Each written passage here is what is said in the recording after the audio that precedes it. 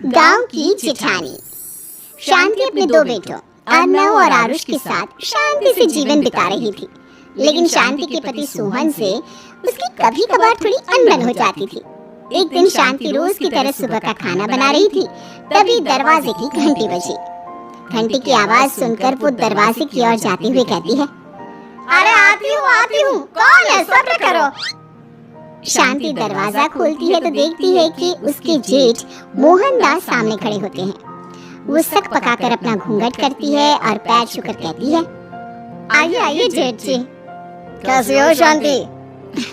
जी मैं तो बिल्कुल ठीक हूँ, सब आपकी मेहरबानी है भाई साहब। शांति और मोहनदास की बातें सुनकर शांति का पति सोहन और उसके दोनों बेटे बाहर आ जाते हैं। अरे भैया राम राम, कैसे हो आप? राम राम भाई। अरे शांति ऐसे खड़ी खड़ी क्या देख रही हो? चाय कॉफी कुछ लेकर आओ, भैया आए हैं। शांति तेजी से रसोई की ओर आगे बढ़ती हुए कहती है, अरे मेरी माँ, गेट खोलने के चक्कर में मेरे तो चावल ही जल गए। वो दौड़ी दौड़ी रसोई में जाती है और देखती है कि सारे चावल जल गए हैं। वो दोबारा चावल बनाने में लग जाती है। इतने में सोहन आवाज लगाता है, अरे शांति, तुम्हारे चावल का रोना खत्म हो गया हो तो चाय ले आओ। जी लाती हूँ अभी। शांति जल्दी जल्दी चाय बनाती है और मोहनदास को चाय देती है। सब एक दूसरे की खैर खबर पूछते हुए चाय पीते हैं। चाय खत्म होती ही मोहनदास शांति की ओर देखते हुए मजाक में कहते हैं, शांति, अब तुम्हारी चाय में दम नहीं रहा, अब हमें चाय बनाने वाली बदलनी पड़ेगी। ये कैसे मुमकिन होगा जेठ जी, घर और बाहर का सारा काम मुझे ही करना पड़ता है और कभी कभी जल्दी जल्दी के चक्कर में काम बिगड़ जाते हैं, जैसे आज चावल जल गए। अरे इसी का तो हल लेकर आया हूँ। मैंने रिश्ता देखा है अर्नव और आरुष के लिए। दोनों लड़कियाँ बहुत सुंदर और सुशील हैं। अगर आप दोनों इजाजत दें तो बात करूँ आगे। सोहन और शांति रिश्ते की बात सुनकर कहते हैं, अब ठीक है, बात चलाइए ना भैया, पर पहले लड़की के बारे में कुछ बताइए तो सही। हाँ भाई साहब, लड़की कैसी है, परिवार कैसा है, कहाँ के रहने वाले हैं? देखो परिवार तो बहुत अच्छा है, पर वे दोनों लोग बहुत गरीब हैं। दहेज में कुछ मिलेगा नहीं। अरे हमें दहेज में कुछ चाहिए भी नहीं, बस लड़की संस्कारी होनी चाहिए। एक लड़की तो पढ़ी लिखी है और शहर की रहने वाली है, पर दूसरी अपनी गरीबी की वजह से पढ़ न सकी और गांव में रहती है, लेकिन दोनों है बहुत खूबसूरत। अगर तुम सबको देखते ही पसंद ना आ जाए तो मेरा नाम बदल देना। हाँ, पर तो हम आंखें मूंद कर भरोसा कर सकते हैं भैया। आप आगे बात चलाइए, हम शादी करने को तैयार हैं। कुछ ही दिन में अर्नव और आरुष की शादी हो जाती है। आरुष की शादी अनपढ़ लड़की मंजरी से हो जाती है, जो कि बहुत भोली भी होती है, और अर्नव की शादी पढ़ी लिखी लड़की तनुजा से हो जाती है, जो कि घमंडी और चालू होती है। एक दिन मंजरी घर के काम कर रही थी कि अचानक शांति उसे आवाज लगाती है, बड़ी बहू, ओ बड़ी बहू, मंजरी जल्दी यहाँ आओ। मंजरी जल्दी जल्दी शांति के पास जाती है। बेटा मेरे पैर दबा दे, बहुत दर्द हो रहा है। जी माँ जी, बस बर्तन धोकर आती हूँ। अरे बैठ यहाँ, मेरे पैर में बहुत तेज दर्द हो रहा है, बर्तन छोटी बहू धो लेगी। मंजरी शांति के पैर दबाने लगती है तो शांति तनुजा को आवाज लगाती है, छोटी बहू, और छोटी बहू। तनुजा थोड़ी देर से आराम से चलकर आती है। जी माँ जी, आपने बुलाया मुझे, आपको कोई काम था क्या? तो कुछ काम कर रही है या? शांति की बात काटते हुए तनुजा बोलती है, कुछ नहीं माँ, फोन पर अपने घर पर बात कर रही थी। अरे बाद में बात करियो अपने घर वालों से, पहले जाके बर्तन धो ले। तनुजा मुंह बनाते हुए अपनी जिठानी की ओर देखती है और मन ही मन कहती है, ये महारानी वहाँ बैठी है, ये नहीं कि बर्तन धो ले। मैंने इतनी पढ़ाई बर्तन धोने के लिए की थी क्या? तनुजा दांत पीसकर वहाँ से चली जाती है। अगले दिन सब दफ्तर चले जाते हैं, तभी डाकिया चिट्ठी लाता है। शांति चिट्ठी लेकर मंजरी से कहती है, बड़ी बहू, जरा छोटी बहू को बुलाना, एक चिट्ठी आई है।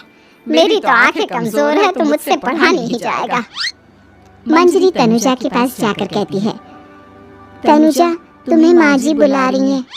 मुझ पर हुक्म मत चलाओ, काम बताओ काम।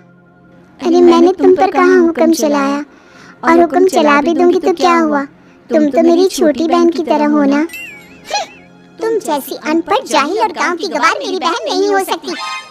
बेचारी मंजरी तनुजा की बात सुनकर अपना सा मुंह लेकर रह गई। कोई चिट्ठी आई है, माँ जी तुमसे पढ़वाना चाहती है, बस इसलिए बुला रही हैं। मुंह टेढ़ा करके तनुजा मंजरी का मजाक बनाती हुए कहती है, अनपढ़ कहीं की। तनुजा का ऐसा बर्ताव देखकर बड़ी बहू बहुत दुखी होती है। तनुजा को अपनी पढ़ाई का घमंड इतना हो गया कि अब वो घर के कोई काम नहीं करती और अपनी जेठानी का मजाक बनाती रहती। तनुजा का ये बर्ताव अब उसकी सास को भी नजर आने लगा था। एक दिन शांति ने अपनी बड़ी बहू से कहा, मंजरी, तनुजा हर समय तुम्हारा मजाक उड़ाती है, तुम्हें गुस्सा नहीं आता क्या? आता तो है माँ जी, लेकिन मैं क्या करूं?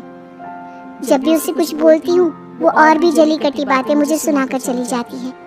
मैं उसे अपनी छोटी बहन की तरह प्यार करती हूँ, लेकिन उसके दिल में मेरे लिए कोई इज्जत नहीं। बहू, तूने वो कहावत सुनी है, जुल्म करने वाले से ज्यादा जुल्म सहने वाला अपराधी होता है। मंजरी अपनी सास का इशारा समझ जाती है। वो अपनी देवरानी को सबक सिखाने की ठान लेती है और एक दिन शांति अपनी दोनों बहुओं के साथ बैठी थी तो शांति अपनी बड़ी बहू से पूछती है, अरे बहू, शाम होने को है, कुछ सोचा है क्या बनेगा खाने में? माँ जी, मेरे तो सर में बहुत दर्द है आज। मेरी प्यारी देवरानी ही कुछ अंग्रेजी खाना बनाकर खिलाएगी। सुना है पढ़े लिखे लोग अंग्रेजी खाना बहुत अच्छा बनाते हैं, क्यों तनुजा? इतना कहकर मंजरी अपनी सास की ओर देखकर मुस्कुरा दी।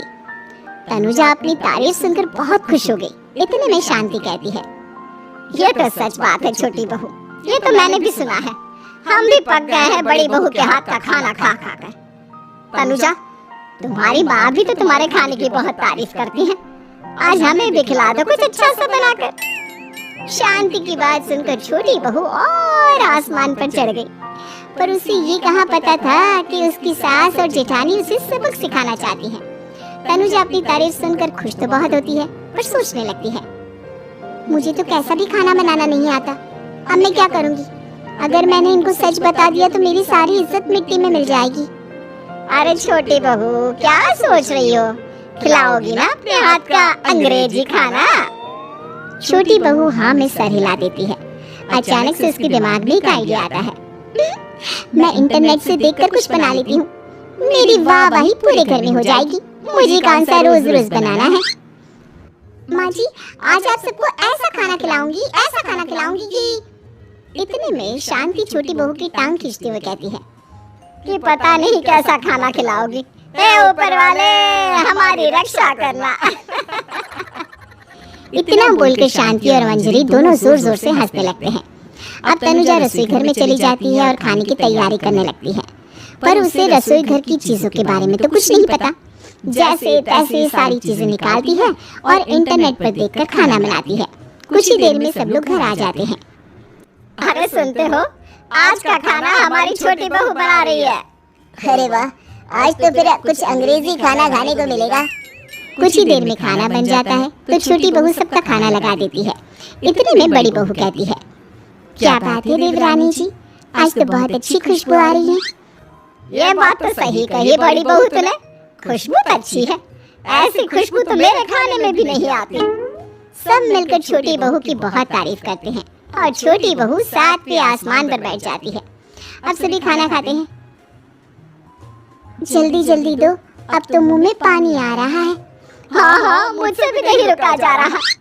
जैसे ही सोहन एक निवाला खाता है तो उसकी आंखों से पानी आने लगता है। ये देखकर शांति सोहन से पूछती है, क्या हुआ जी, खाना इतना अच्छा बना है कि आंखों से पानी आ गया? सोहन चुप रहता है और धीरे धीरे से खाना शुरू कर देता है। इतने में सोहन छोटी बहू से कहता है, बेटी तुम भी तो खाओ, तुम क्यों रुकी हो, खाना सच में बहुत अच्छा है। ये कहकर सोहन जोर से हंस देता है। फिर सब खाना खाने लगते हैं, लेकिन खाने में नमक और मिर्च तेज हो गई थी। तनुजा से कोई कुछ नहीं बोलता, बल्कि उसे भी खाने को कहते हैं। जैसे ही छोटी बहू खाना खाती है वो पानी पानी कहकर चिल्लाती है, पानी, इसमें तो पानी। ये खाना तो सच में इतना अच्छा बना है कि हमारे साथ साथ देवरानी जी भी इसके स्वाद को कभी नहीं भूल पाएंगी। सही कहा बहू। तनुजा को अपनी गलती का एहसास हुआ और उसने अपनी सास से कहा, माँ जी ये मेरी गलती नहीं है, इंटरनेट पर दिखाया था कि 4 चम्मच नमक और मिर्च डालने हैं। अब मंजरी को भी मौका मिल गया और उसने तनुजा पर तंज कसा। नाच न जाने आंगन टेढ़ा, हर जगह अपनी पढ़ाई दिखाती हो, दूसरों का मजाक उड़ाती हो। अब पता चला ना, हर चीज में पढ़ाई काम नहीं आती। और तुम तो शहर में रही हो, तुम्हें तो मुझसे भी अच्छा खाना बनाना आना चाहिए ना। बेटा, अगर तूने ठीक से सब सीखा होता तो आज तुझे शर्मिंदा नहीं होना पड़ता। बात शहर या गांव की नहीं होती। मंजरी गांव से आई है, लेकिन उसे घर का काम करना और खाना बनाना सब अच्छी तरह से आता है। तुम शहर में रही हो, तुमने ये सब क्यों नहीं सीखा? छोटी बहू सर नीचा कर सबसे माफी मांगती है और बहुत शर्मिंदा होती है। दीदी मुझे माफ कर दो, मैंने आपको बहुत बुरा भला कहा, पर आपने मुझे हमेशा ही माफ किया। आज मुझे अपनी गलती का एहसास हो गया है। अब दोनों बहुएं मिलकर घर का काम करने लगी और एक दूसरे को अपने गुण बांटने लगी। मंजरी ने अपनी देवरानी को खाना बनाना और घर का काम करना सिखाया, वहीं तनुजा ने भी अपनी जेठानी को पढ़ना लिखना सिखाया। शांति और सोहन ऐसी बहुएं पाकर बहुत खुश थे।